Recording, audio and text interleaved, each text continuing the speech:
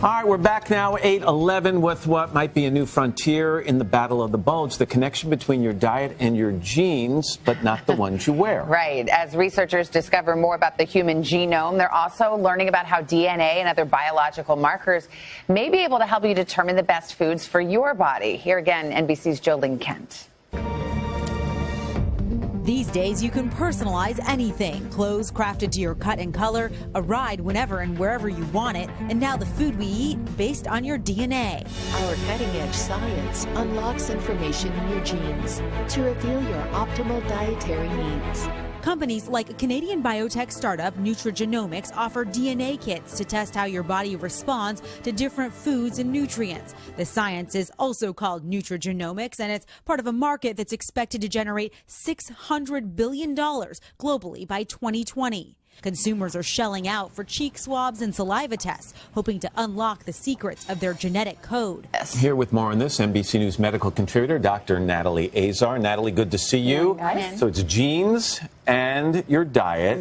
What do you think of these tests? Basically, so the philosophy behind them is that individual genetic variations will impact the way you metabolize food, the way you absorb nutrients, but also, as we were saying before the spot, it can also detect allergies as well as sensitivities to food. The idea here is that you're taking your own genotype and that actually it could impact some nutrition-related chronic diseases. That's the philosophy of it.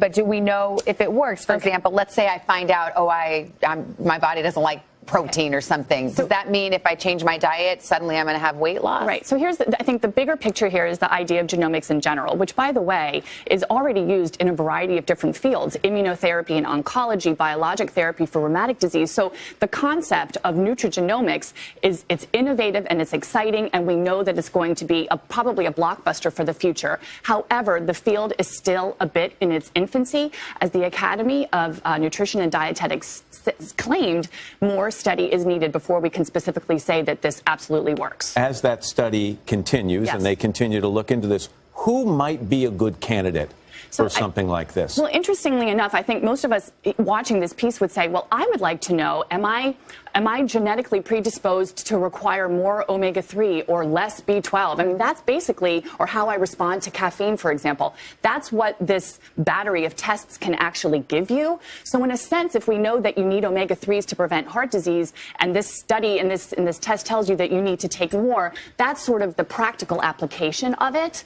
But again, I think it's premature to say, you know, these tests need to be validated. Further study needs to be done. You know, there is some skepticism, of course, in the scientific community about it. But again, applaud the innovation and still encourage these studies to be done. That's fascinating. Natalie, thank you. Thank Appreciate you it very much.